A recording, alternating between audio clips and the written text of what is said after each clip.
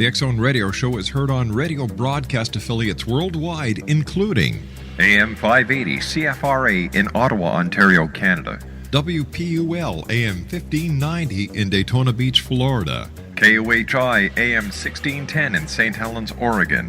KHRO AM 1150 in El Paso, Texas. And for more information on becoming a professional broadcast affiliate of the X Zone Radio Show, visit www.xzbn.net or call toll-free worldwide 1-800-610-7035.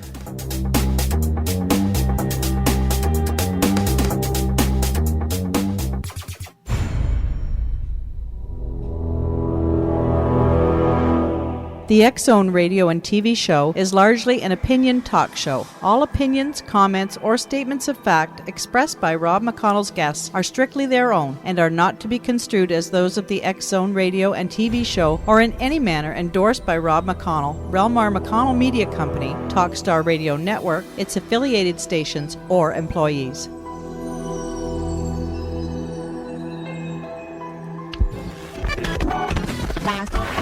All Hit Radio.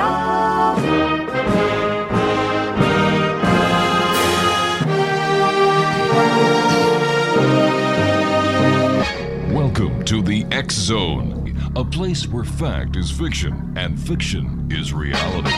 Now, here's your host, Rob McConnell.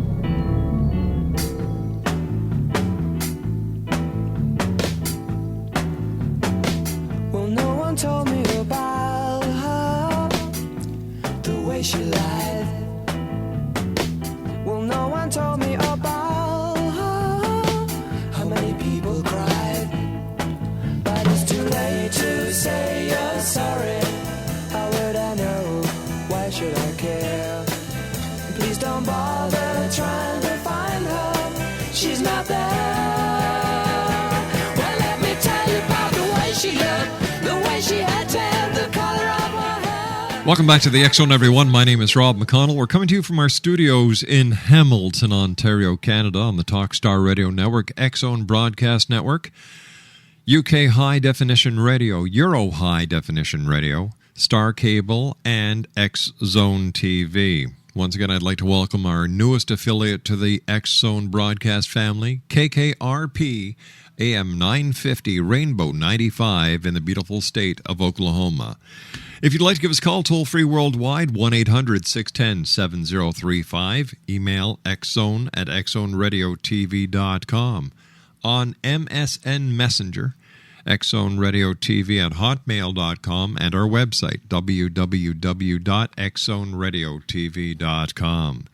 My guest this hour is Joseph LAYCOCK. He is a doctoral candidate at Boston University studying religion and society and is the author of Vampires Today, The Truth About Modern Vampirism. And Joseph, welcome to the X Zone. Joe, are you there? It seems, Joseph, are you there? It seems that we may have lost our guest. Hi, Joseph. Are you there? I'm here, yeah. Oh, okay. Welcome back. Technology is great when it works, so I can understand your frustration sometimes. Where did the interest in vampires come from? Well, it's interesting. Most people have seen all the work that I've done on vampires, and they assume that I must have been some sort of huge vampire fanatic for my whole life.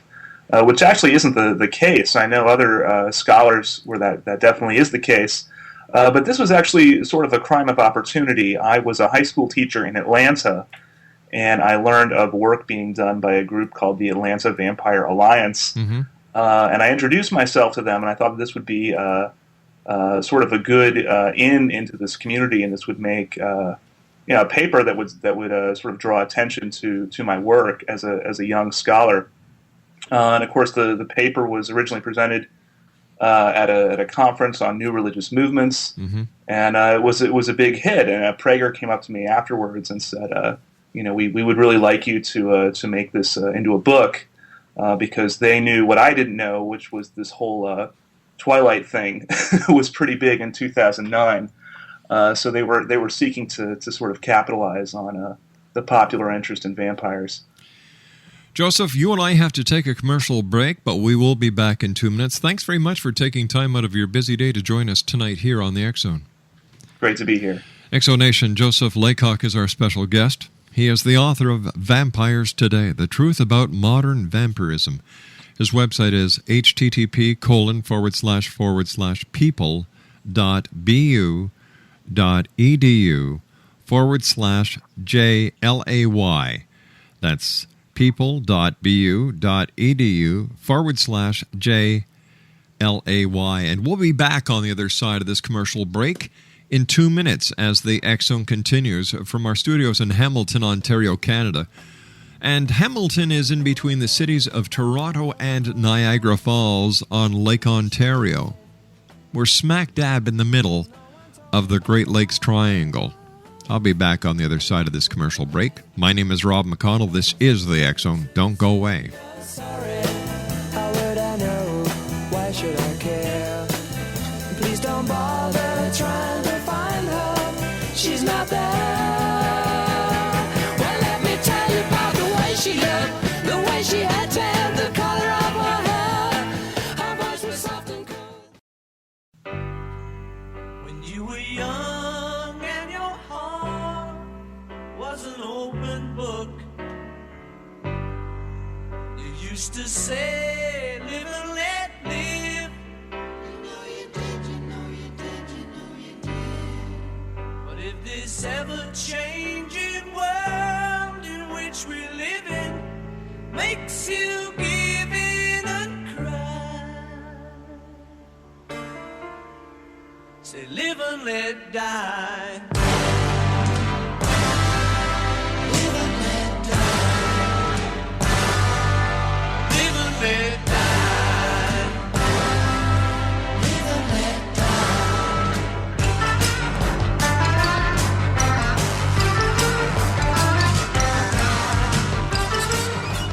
let Joseph LAYCOCK is our special guest, Exonation. He is the author of Vampires Today, The Truth About Modern Vampirism.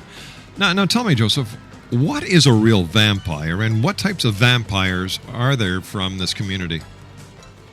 Well, this is a community of people that for a variety of reasons, call themselves vampires. Mm-hmm.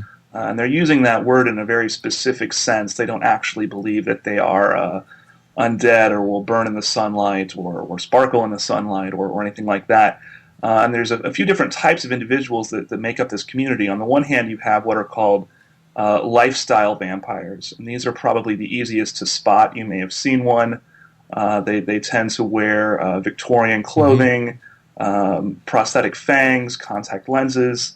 And some of them may take this very, very seriously. There are even cases of people sleeping in coffins and things like this. But at the end of the day, they say this is just a lifestyle choice that I'm very passionate about. These are people that sort of admire and want to emulate the image of the vampire. Then you have people that are quote-unquote real vampires. Mm-hmm. The difference is that someone who describes himself as a real vampire says, this is not a lifestyle choice. I didn't choose to be this way. I was essentially born this way. And most of them will say what makes them a vampire is that to maintain their health, and that's defined broadly as mental, physical, and spiritual health, they have to feed. And so this leads us to the two major categories within real vampirism. You have individuals that actually drink blood, and these are called sanguinarian vampires within the community. Some of them drink animal blood, but usually it is small quantities of human blood that has been donated to them. And then you have the more common individuals called psychic vampires. Mm-hmm. And these individuals say that they don't have to drink blood, but that they sort of absorb the energy or kind of the life force, if you will, of people around them, and that if they don't get a supply of that energy, that their health will gradually deteriorate. So those are the three main types of vampires that comprise this community. Are vampires mostly teenagers, Joseph? That's interesting. The assumption is that this is an internet phenomenon, and that most of the people that make up this community are teenagers, and we now have some statistics produced by the Atlanta Vampire Alliance that shows that the majority, the largest demographic, are in fact teenagers, and many of these people may not think of themselves as vampires in 5 years or 10 years. It may be something that they grow out of. But during the research for this book, I met several vampire grandmothers. I met people in their 40s, 50s, from all walks of life, with all different degrees of education that identify as vampires, and in some cases have since the 1970s or earlier. So while there are a lot of teenagers in this community, it is not just a teen phenomenon. It appears to be here to stay. What would a grandmother get out of being a vampire? Are the people that you've talked to, were they born vampires, or was this something that, for some unknown reason, they wanted to do? And what kind of sociological benefit would being a vampire have to anyone? Right. Well, this all depends on sort of how you look at it. If you look at it as an outsider, then you immediately start to jump to sort of psychological theories of, were these people abused? Is this why they have come to identify as a vampire? Do they feel alienated from society? If you look at it, however, from an insider perspective, they say that we were born this way. And we don't get anything out of it. In fact, I've met some vampires that said if they were given the choice, they would prefer to be like everybody else. They don't really like being different. But for vampires, they say this is like a race or having a medical condition or a sexual orientation. It's just part of their identity that they have no control over. Let me ask you this: would you consider vampirism a cult? Well, that's originally why I began studying this group. I'm a religion scholar, and there has been previous work by religion scholars on this community. Right. And originally, that's what we assumed, was that this was some sort of religious cult. And there are associations between a vampire community and groups like the Church of Satan. If you're interested in vampires, you may also be interested in sort of dark spirituality and things like this. But what I found when I actually did my research was that there were plenty of vampires, especially in the South where I was working, that go to church every Sunday, and they identify as Christians. So for a few of them, they said, vampirism is a spiritual path or even a religion to me.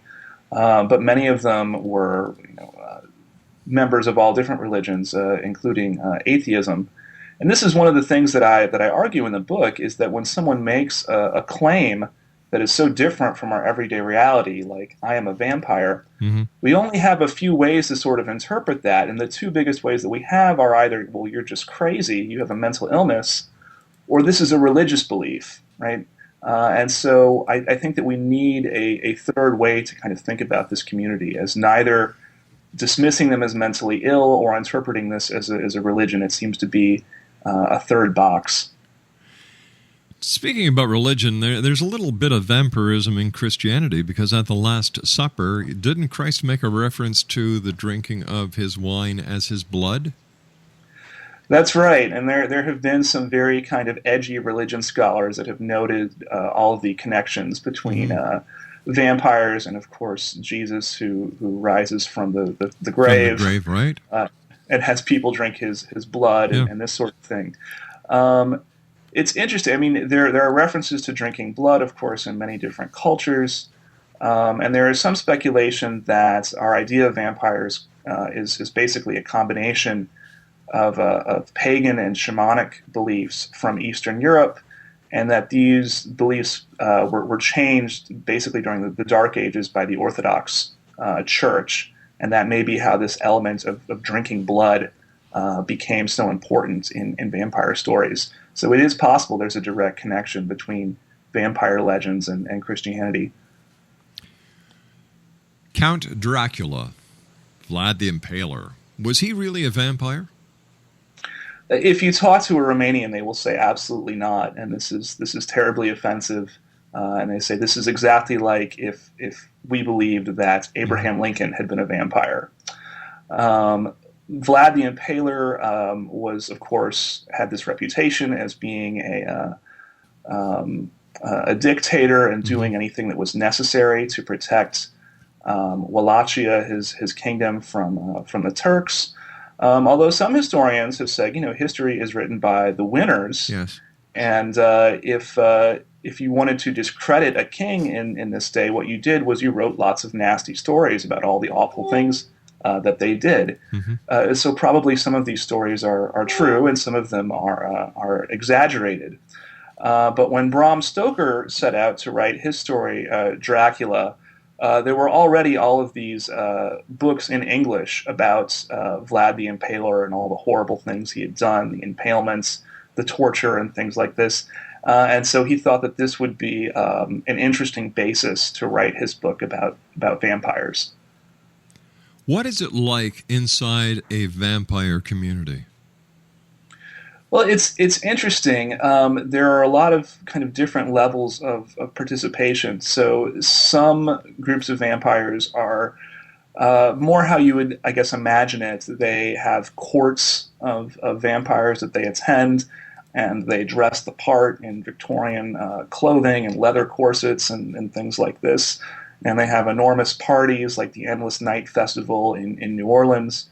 The group that I primarily worked with, though, is the Atlanta Vampire Alliance, and they are almost the opposite. These are very down-to-earth, studious, hardworking people, and they are almost sort of proud of the fact that they don't go to parties and stay up all night sort of churning out data about this community. And the reason they do that is because they believe that this is not about the way they dress or what parties that they go to, that this is actually a very serious condition that makes them different from other people, and they want to study that.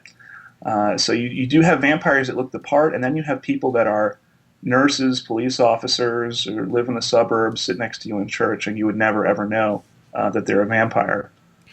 Is there any physiological or psychological data that would actually enhance their belief that vampirism is indeed a condition? Well, the only data we have right now is produced by the community itself in this survey by the Atlanta Vampire Alliance, which is basically amateur science. Now, they did a very good job in designing the survey, and they received interviews from 1,000 people, 1,000 self-identified vampires. So it's a significant body of data, but it is ultimately suspect because it comes from within the community. And what they have said is, if you don't believe our findings, then we challenge you to do your own research, basically do better than what we have done. And so their preliminary data does show a very high rate of certain diseases like fibromyalgia, migraine headaches, this sort of thing. And they're interested in attracting the attention of recognized scientists that will take this further and do more detailed, more official research on this community. So it remains to be seen if there's anything there. All right, Joseph, please stand by. You and I have to take our commercial break with the news at the bottom of the hour right now. Exonation Joseph LAYCOCK is our special guest. He's the author of Vampires Today, The Truth About Modern Vampirism. His website is... You got your pens and pencils ready? Okay, great. people.bu.edu/JLay. And we'll be back on the other side of this commercial break as the X Zone continues right here on the Talkstar Radio Network, X Zone Broadcast Network, UK High Definition Radio, Euro High Definition Radio, Star Cable, and X Zone TV. 1-800-610-7035, worldwide toll-free. Email xzone@xzoneradiotv.com. And our website, www.xzoneradiotv.com. We'll be back on the other side of this break. Don't go away.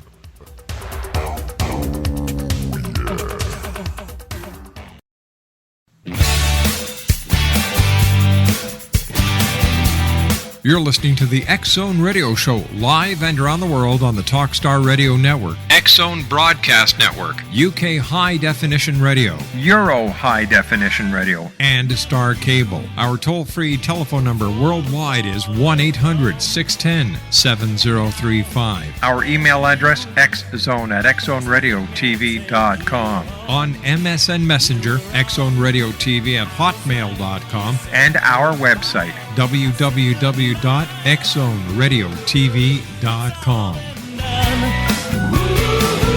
It's all been done.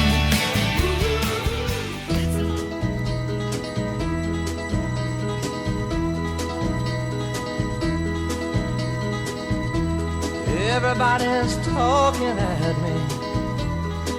I don't hear words they're saying, only the echoes of my mind. People stop and staring. I can't see their faces, only the shadows. Joseph Laycock is our special guest. We're talking about vampires this hour, X-Zone Nation. Joseph is the author of Vampires Today, The Truth About Modern Vampirism. And Joseph, what is the hierarchy in a vampire community? Well, it's interesting. Most of the people that are interested in this type of community are sort of rebellious and actually very suspicious of hierarchy. And so there are discussions as whether this is actually a problem to the community getting organized, that no one sort of wants to accept a leader or a president or something like that. However, you have different sort of cultures of vampirism throughout the country. And so in the South, where I did my research, individuals that I worked with were very sort of democratic in how they organize themselves. If you go out to Los Angeles, no one really cares that you're a vampire. It's not. It doesn't really raise an eyebrow in LA. So the vampires out there are sort of anarchic. There isn't really an organization at all. And then if you go to New York is kind of the most hierarchical and sort of Baroque vampire culture, where you do have sort of tiers of vampires, and they'll often use terminology for this. So an elder, of course, would indicate someone that's very high up and has been around for a long time in the community and has some authority, whereas a neonate or a neophyte would refer to someone that is only sort of recently awakened to become part of this community. So there are elements of hierarchy, but there is not sort of a king of the vampires or anything like that. How long was your research with the Atlanta Vampire Alliance, and did you ever feel that you were in any danger while you were doing research for your book? It's interesting. There have been other people that have tried to sort of break into this community and do research on it, and these are mostly journalists, and they're mostly women. And so if you read books like Piercing the Darkness by Catherine Ramsland, she was a journalist, and she took the opposite approach from me, which was that she tried to disguise herself as a vampire and sort of blend in these nightclubs in New York. And so the women describe kind of frightening experiences in clubs, dealing with strangers wearing fangs and things like this. I had experienced nothing like that for a variety of reasons, one of which is I'm a man, and I recognize that people interact with me differently because of that, because of essentially male privilege. And then the other was that the group I was working with was not primarily interested in going to nightclubs and things like that. I was much more likely to observe vampires debating about what type of methodology they want to use to organize their data, as opposed to watching vampires in a nightclub put someone on a flogging rack and flog them. So I had a very different experience for that reason. In total, my sort of close work with the Atlanta Vampire Alliance, doing observations and interviews, lasted about 18 months, and I'm still in contact with them. This is a community that I still try to keep up with. Who's Rod Farrell?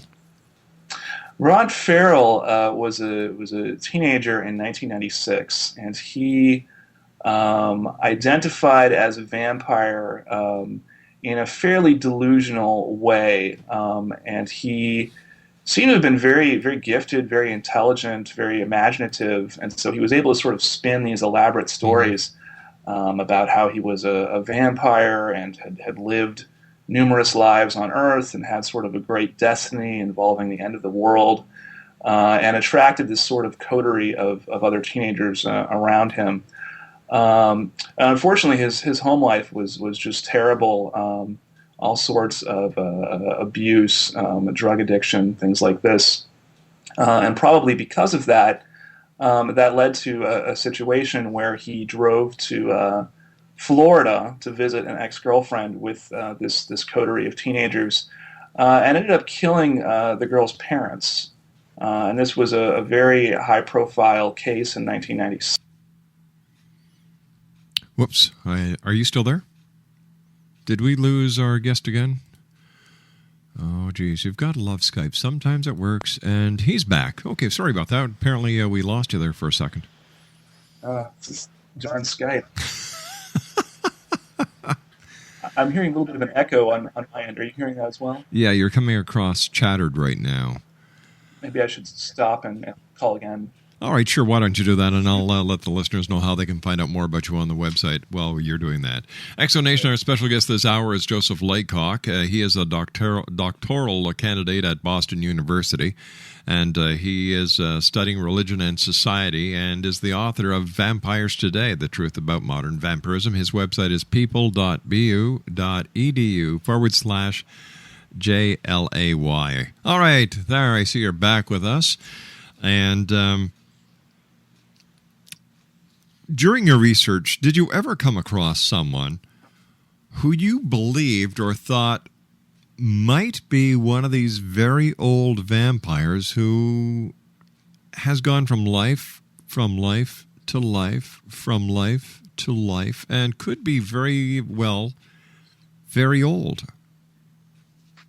Well, most individuals in this community will say that you can't actually be undead or immortal. It's gotten to the point where if you were to go onto a vampire forum or chat room and say that you were a 400-year-old vampire, you would be asked to leave. They would say, "Don't be silly." But there are vampires that believe in what they would call serial immortality, right? The immortality of going from one reincarnation to another. And so individuals like Michelle Belanger is a very good example. Right? She is many, many things, an artist, a musician, a writer, and then also a psychic and a vampire. And so with her group House Keperu out in Ohio, they believe that vampirism is sort of a spiritual path that goes with you from life to life, and that being a vampire sort of enables you to recall more from your previous lives, and that is, in a sense, a form of immortality. But there are many people that have the same talents that Michelle have who are not vampires. Right. I don't think that they claim a monopoly on having these types of abilities. In fact, they specifically say that they don't. If you read the Psychic Vampire Codex, which is one of the earliest sort of books of vampire metaphysics written by Michelle Belanger, she cautions her audience, who are presumably other vampires. There's lots of other people out there that can do these sorts of things, and so sometimes within the community they'll use the term awakened in a broader sense to refer not only to vampires but to people like psychics and other sorts of people that have these types of abilities. What about Susan Walsh, the reporter who disappeared in 1996? Did the vampires get her? Again, this is the same year in which Rod Farrell killed this poor couple down in Florida. So this was really a year of very bad press for the vampire community. Susan Walsh disappeared. She was doing a story on vampires, and so it isn't known what happened to her. And there was an article about her just last December on Nancy Grace. It's still an open case. It's not known if she's alive or dead. My personal theory, though, is that it probably wasn't vampires. Shortly before her disappearance, she had written an article on the Russian mafia and their role in human trafficking in New York, and had actually named members of the Russian mafia in the story. So she disappeared. I think that's probably the reason, and not because of vampires. But it's become sort of a point of sort of mystique, especially for the New York vampires. It's one of these things that has led to kind of conspiracy theories within the community. And if you were around at the time that Susan Walsh disappeared, that gets you a lot of cachet within the New York vampire community.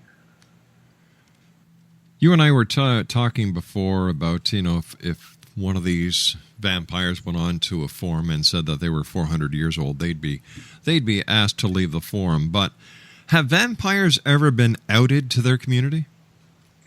Yes, they have. And again, this depends on what part of the country they live in. And so my research was primarily in Atlanta, which is the Bible Belt. And there were some interesting connections between the real life cases of these vampires living in a fairly conservative Christian climate, and the show True Blood on HBO, and that you don't want your neighbors to know that you're a vampire.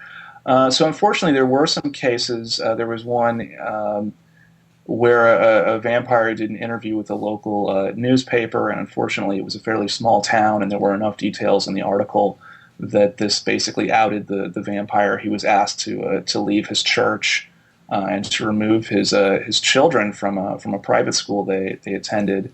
And then more recently, the show 2020 did a piece on vampires, and this led to vampires being outed again, and one of them was actually received basically a demotion in his job in law enforcement over this, which is troubling, because if we are a meritocracy, you should be promoted or demoted based on your abilities and not on whatever interests you pursue as a private individual.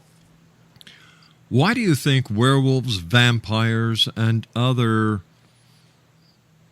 let me see, how should I phrase this and still be delicate at the same time, and other aspects of the paranormal so captivating to society these days? Well, that's very interesting. If you look at sort of the older stories about these beings, they are sort of monsters, and they completely live outside of society, and no one would ever want to be one. You're simply afraid of them. And so I don't think it's that these creatures have changed. I think it's that we have changed, that people living today, their identities are very personal. We don't think of ourselves as villagers or members of a community anymore. We think of ourselves as individuals, and we can go where we want, and we can do what we want, and we can live whatever sort of lifestyle we want. And so now the vampire suddenly is no longer this demonic figure that lives on the outskirts of society. In fact, we kind of sympathize with it, right? The vampire has become a symbol of rebellion and sort of individuality and the outsider. So I think as we continue to become more sort of alienated and disassociated from others in our community, the more kind of sympathy we develop for these creatures. Is there a difference between a vampire and a goth, or are they relatively close to each other, where one just doesn't have anything to do with blood and the other...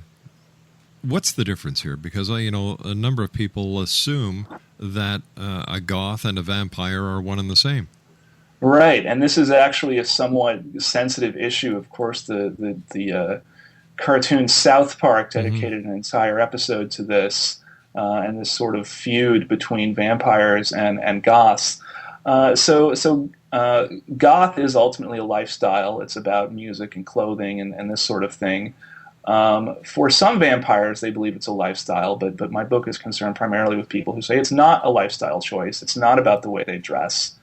And therefore, they're two different things. It's like comparing apples to oranges. Now, there are a lot of vampires that are easy to spot because they wear kind of gothic clothing, the black clothes, the Victorian styles, and so forth. But there are also plenty of vampires, again, that you would never spot. They wear jeans and T-shirts and sandals and shop at Walmart and what have you. And so the Atlanta Vampire Alliance, one of their questions was simply, do you consider yourself goth? And something like 40% of the vampires interviewed said yes, but then 60% said no. So a slight majority said, we're not goths. Mm-hmm. And I think the Atlanta Vampire Alliance was a little bit pleased by that because they're very interested in showing this isn't about the way you dress. This is about something else. Would you say that it's a lifestyle? Again, there's an insider and outsider perspective. If you're an outsider, then all vampires are, have in some sense chosen to do this, and it's their lifestyle. But if you're an insider, it's absolutely not a lifestyle. And this parallels the debate about the gay community. Right? There are lots of people that still believe being gay is a lifestyle. But if you talk to an advocate of the gay community, say it's absolutely not a lifestyle, right? That they have no control over their sexual orientations. There's an interesting parallel there. Joseph, stand by. You and I have to take our final break. Joseph LAYCOCK is our special guest, X-Zone Nation. He's the author of Vampires Today, The Truth About Modern Vampirism. And we'll be back on the other side of this commercial break as the X-Zone continues from our studios in Hamilton, Ontario, Canada. Don't go away. Through the pouring rain, going where the weather suits my clothes, banking off of the northeast wind.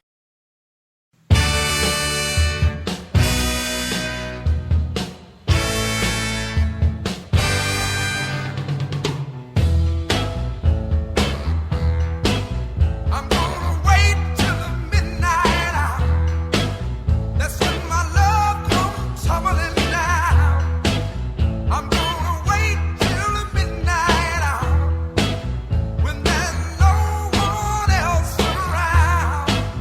I'm gonna take you, girl, and hold you, and do all the things I told you in the midnight hour. Yes, I am. Oh, yes, I am. One more thing I just want to say right here. All right, X-Zone Nation.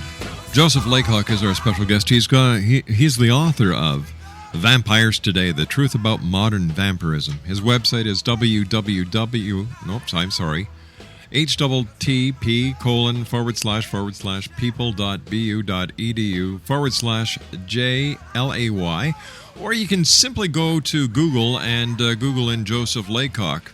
It's that simple. Joseph, where is your book available? Well, Prager is an academic publisher, so it's only available online, either through Amazon or through Prager's website, and it's pricey. So they sell primarily to universities and public libraries. If you'd like a copy, you can buy your own, or you can just ask your local public library to get a copy, and then you can read it, and others can as well. Why is the study of vampires so important? Aren't they just weirdos? Well, one of the important the reasons that studying religion in general is important is because America is a democratic society with freedom of religion, and we have to find a way to incorporate different types of people with different beliefs and find a way to have a harmonious society. But how do we classify vampirism as a religion? Well, I don't classify vampirism as a religion, but it's important to study for the same reason. If you have a neighbor that believes that they're a vampire, right, we have to find a way to be neighbors without there being some sort of problem or sort of disharmony. And so I think that vampires are sort of the kind of canary in the coal mine, and that if they're having problems because of their identity, then all of us are in trouble. A good example is this person who got in trouble at work because he was basically outed by this 2020 piece, right? If they're firing you for being a vampire, then who is safe, right? Can you be fired for liking too many horror movies, or because you are a Civil War reenactor on the weekend, or something like this, right? So it's in the interest of all of us to make sure that the vampires are not unduly harassed for their identity as vampires. So tell me, do they like garlic? Are they afraid of a silver bullet? And what about the old stake right through the heart? Well, of course, they'll be the first to point out a stake through the heart will kill just about anybody, vampire True. or human. Through the research from the Atlanta Vampire Alliance, they've asked about allergies and things like that. We haven't found any sort of consistent pattern. So garlic, silver, it doesn't look like these will be good bets against the real vampires. Joseph, I want to thank you so much for joining us tonight. It's been a great hour talking to you, and very enlightening when it comes to vampires. Continued success. We look forward to talking to you again in the near future. Thank you very much. All right, Exo Nation, Joseph LAYCOCK has been my guest this hour. people.bu.edu/JLAY, or just go to Google or any search engine and type in Joseph LAYCOCK vampires, and you'll have all the information you need. I'll be back on the other side of this commercial break with the news as we continue from our studios in Hamilton, Ontario, Canada, right here in the X Zone. My name's Rob McConnell. Don't go away.